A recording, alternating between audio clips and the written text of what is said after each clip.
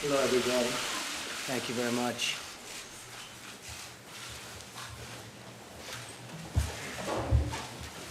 It's great to have you at the White House. And I just wanted to pass on word that Otto Warmbier has just passed away. He spent 1.5 years in North Korea. A lot of bad things happened, but at least we got him home to be with his parents, where they were so happy to see him, even though he was in very tough condition, but he just passed away a little while ago. It's a brutal regime, and we'll be able to handle it. But I want to thank you all for being here, special people. I'm really thrilled to welcome many of you for the first time, and certainly the first time meeting as the American Technology Council. We're joined by an incredible group of leaders on the absolute cutting edge of innovation, including many CEOs from the world's most successful businesses. We have approximately $3.5 trillion of market value in this room, but that's almost the exact number that we've created since my election. In fact, I think we have you beat by a little bit, which is a pretty good number, but I congratulate you all. Done an amazing job. Thank you for lending your time and your talent to the American people. A lot of ideas have come out of the room today, and a lot of ideas will over the next short period of time. I also want to welcome Secretary Mnuchin, Secretary Kelly, Administrator Verma, and my Budget Director, Mick Mulvaney. Thank you all. Doing a great job. I want to thank Jared and Chris Liddell, for assembling such a spectacular group of people. They're working very, very hard. I want to thank Ivanka for working so hard on it. It's a real passion. Our goal is to lead a sweeping transformation of the federal government's technology that will deliver dramatically better services for citizens, stronger protection from cyber attacks, which we were just discussing in the Oval Office with a little bit smaller group. That's a big problem. There's no question about it. We're going to be working on it. We're going to solve the problem. And up to $1 trillion in savings for taxpayers over the next 10 years, over $1 trillion. We're embracing big change, bold thinking, and outsider perspectives to transform government and make it the way it should be, and at far less cost. My administration's already taken very historic steps to modernize critical IT systems and make government more transparent. As an example, you're seeing what we're doing with the airports, with all of the billions and billions of dollars that have been spent on planes flying all in the wrong directions. We're getting a change. They spent many billions of dollars, and we are getting that whole system fixed. Money wasted over the last 6 or 7 years, billions. VA Secretary Shulkin recently announced that we're upgrading technology to allow the seamless transfer of veterans' medical records from the Defense Department, which has been a huge problem for decades and decades for our great veterans. We'll have it fixed very soon, but it's been a problem for many, many decades. Across government, we're fixing problems in months that others have not fixed in many, many years. And we're just getting started. 50 years ago, our government drove the innovation that inspired the world and put Americans on the moon. Today, many of our agencies rely on painfully outdated technology.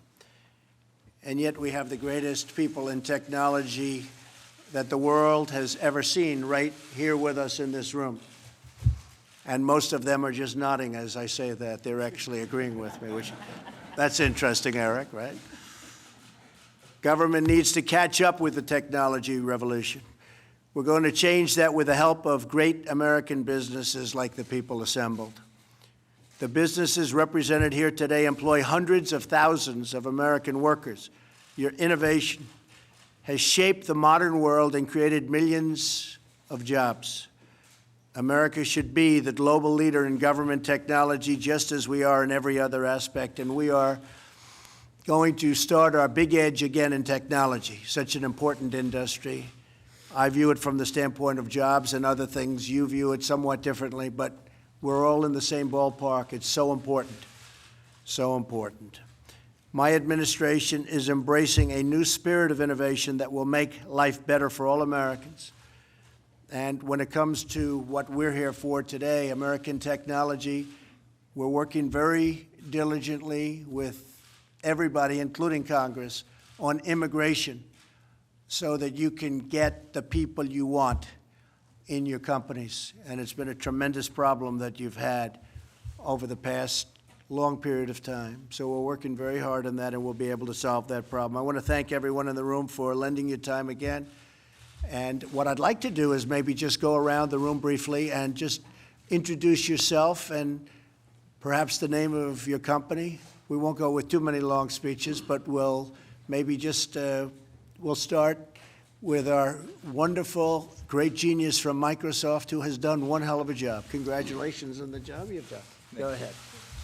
Thank you, Mr. President. Thanks for the opportunity today to spend the time, both learn and contribute, I think, to what is one of the most important dialogues, which is about modernizing our government with the latest technology, and so that the people of America can benefit from it. So I think the first thing I took away is how important an agenda it is to modernize technology.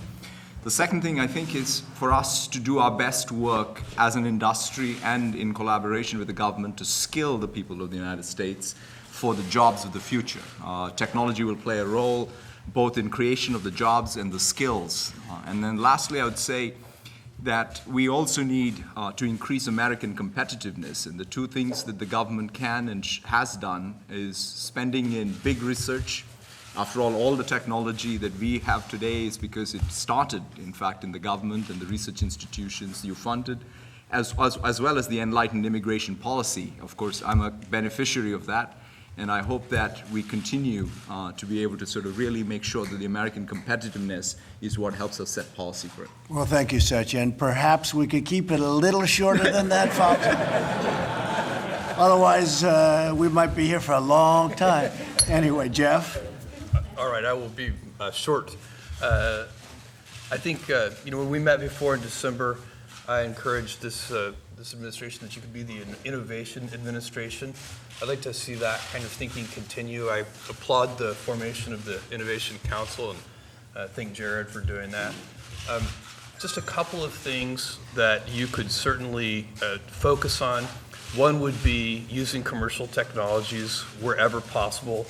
I think you guys are already headed that way, but to leverage those will save taxpayers a lot of money. The second one is to continue to work hard on figure out ways to retrain and upskill workers all over the U.S. We have a program at Amazon called Career Choice that's been doing that. We've already got 10,000 people in the program. Ivanka knows about this program. And then the third thing to keep your eye on, and I think it would be impossible to overstate this, is that the United States needs to, in every way, at every level, be working on machine learning and artificial intelligence. And that can be used in every part of government to improve the services that government provides to citizens. Good. Thank you, Jeff. Very good. Thank you. Okay, next. Mr. President, I'm Rafael Reif. I'm MIT's president, and I'm delighted to be part of this terrific group. Let me say that I applaud the focus of the administration and innovation. We are the most innovative country in the world today, and the biggest issue we have among ourselves right now, in my view, is to stay where we are as the most innovative country in the world 30 years from now and beyond. Well, my uncle was a professor there for a long time, so I have a lot of respect for MIT, believe me. Great place. Thank you. Thank you very much.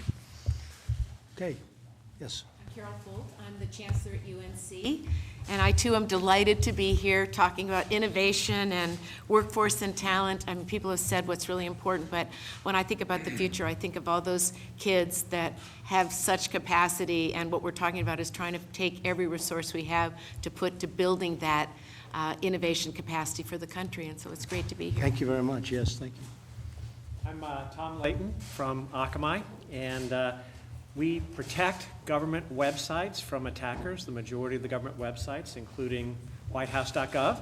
The DNC could have used you. Well, it's an important job, and as you can imagine, there's a lot of folks out there trying to do bad things, and we're delighted to help with the effort to save $1 trillion and to secure the government. Good, thank you. Thank you, Mr. President. I'm Zach Bookman, CEO of a company called OpenGov. We have about 1,500 governments across the country as customers of our smart government cloud for budgeting and intelligence and open data. I'm really excited and honored to be a part of today's conversation, and I applaud the work that Jared and so many others here are leading. It's clear to me that a lot of the thinking being applied is exactly what's been needed for a long time, and I think it's just the beginning of a lot of innovation. So I think that's right. Thank you very much. Pat Gelsinger, CEO of VMware, also representing Dell here today. And we're some 70+% of government workloads run in the VMware software today, so we're thrilled to be able to be in that role today. But more importantly, moving it forward to the cloud, we think is critical, this potential in cyber and really putting in place cyber hygiene. And ultimately, we as an industry are the product of the seed corn that was planted 30, 40, 50 years ago from the great research investments of government and university. And we deeply believe that we need to be planting those seed corns for our children and grandchildren. Great, thank you. So, Mr. President, Steve Mollenkopf, CEO of Qualcomm. We thank you for the opportunity to contribute today. I would say our company works a lot on creating the base technology that allows big transitions to exist in cellular technologies. And we're very excited about the upcoming 5G transition. It's going to be a big job creator worldwide. And I think it's important that the U.S. stays competitive, and we applaud the direction that the administration is taking. Thank you very much. Mr. President, my name's John Doerr, chairman of Kleiner Perkins and of a startup company called Nuna. And Jeff would say that your administration will be the innovation administration. And I'd like to challenge it to also be the data liberation administration.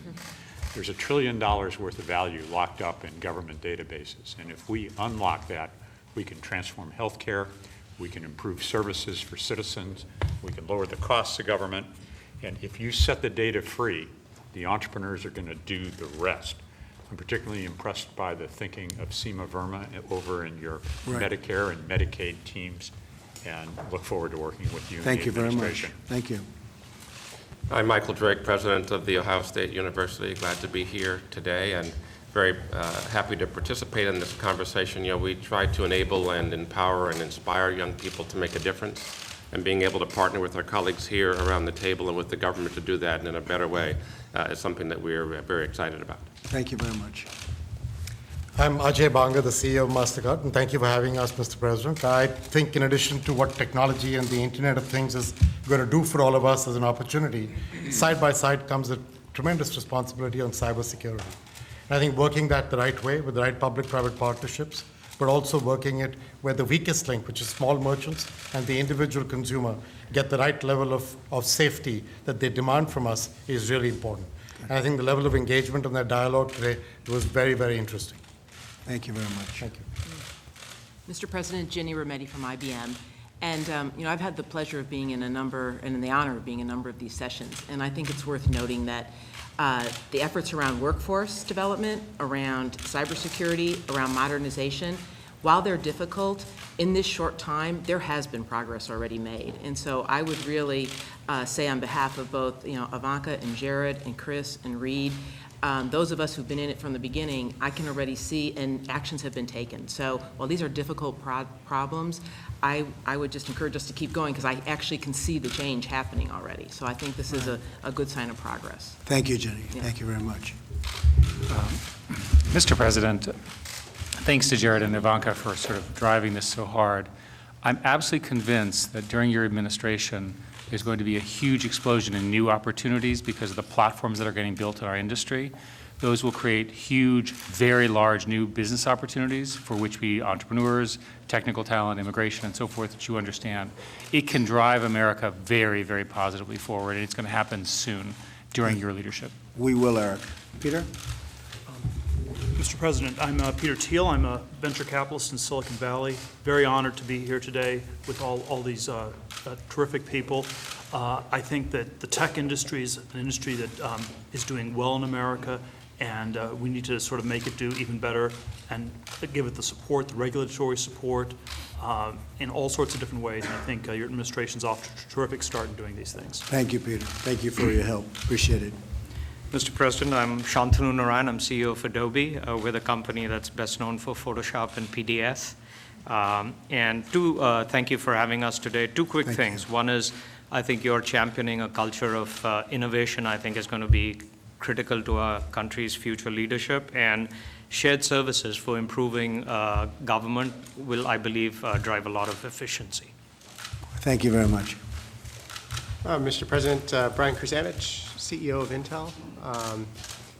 What I got out of today is, first, is a great honor to be here and a real pleasure, but also it was a great outreach, I think, between the private-public partnerships that we can really drive innovation much, much faster. And so I hope today's just the start of what we can accomplish together. Thank you. A great company, and I appreciate it. Thank you very much. I'm deeply honored to be here. I'm Alex Karp, Palantir. Know many people in the room and in your White House from our work, and have supported General McMaster on the front line and many of the special operations people in America and around the world. What's very gratifying about what you're doing is the focus on getting more output for the input, which I don't think there's been a deep focus on in the past. And I'm really grateful to your staff for pushing that forward. We focused on rooting out waste, fraud, and abuse in the government, which is something I think all Americans would welcome, and I thank you for your efforts. Thank you. Thank you very much. Bill McDermott from SAP. It's been a great pleasure working with your team on the intellectual renewal of America. We've had the great opportunity to work with the Army, the Navy, even states like Indiana, and driving results. And I know you want to drive results. So in addition to the trillion in costs we can take out, probably we can add another $2 trillion on the numerator in terms of digital business by getting the public and the private sector in full cooperation under your administration. Look forward to supporting you every way I can. Thank you very much. Thank you, Appreciate Mr. President. Hi, I'm Kyron Skinner. I think you know me from the campaign on the foreign and diplomacy side and from transition as well. But I'm also a professor at Carnegie Mellon University, where I work on international security issues, cybersecurity with the engineers and computer scientists. And what I liked most about today is that we talked about recreating the ecosystem of the early decades of the Cold War between among government, the private sector, and the university, to regenerate our economy and create innovation. I'm also a fellow at the Hoover Institution at Stanford, and they'll get mad at me if I don't mention that. That's good. Thank you very much. Appreciate it. Thank you, Mr. President. Thank you, Mr. President. I'm Julie Sweet, CEO of North America for Accenture. The level of discourse and enthusiasm in the sessions today, which were very productive, is a powerful reminder of the importance of collaboration. And I think two very clear themes were that modernizing the government is not about technology, it is about outcomes for our citizens. And second is the investment also in our great public servants that this will bring about, and the opportunities for the many people who serve in the federal government today to help them bring better services and outcomes for the citizens. And those are both very important and exciting themes. Thank you. Thank you very much. I'm Safra Katz, CEO of Oracle. We had an absolutely tremendous day working together. The partnership between academia, the government, and commercial enterprises is such a powerful combination together with leadership, which is critical for real success. And you had volunteers from all sides and a lot of people working already and raring to go for the next level. So thank you. Thank you, Sam. I'm Tim Cook from Apple. The U.S. should have the most modern government in the world, and today it doesn't. And it's great to see the effort that Jared is putting in working on things that will pay back in 5 and 10 and 20 years. The government should be focused on its citizens, and the services of the government should be measured on how pleased the citizens are with receiving those services. That basic premise is not how it's done today. And so I would really encourage you to ask the cabinet how they're measuring their parts of government and what they're doing to serve the citizens that they're meant to do. Secondly, totally unrelated, but something I feel very passionate about, coding should be a requirement in every public school. We have a huge deficit in the skills that we need today versus the skills that are there. And we're trying to do our part, or hopefully more than our part in doing that. But I think leadership from government is also key. Thank you very much, Tim. Appreciate it. And appreciate all you're doing over the last number of months for jobs. Thank you all. Thank you very much. Appreciate it. Thank you.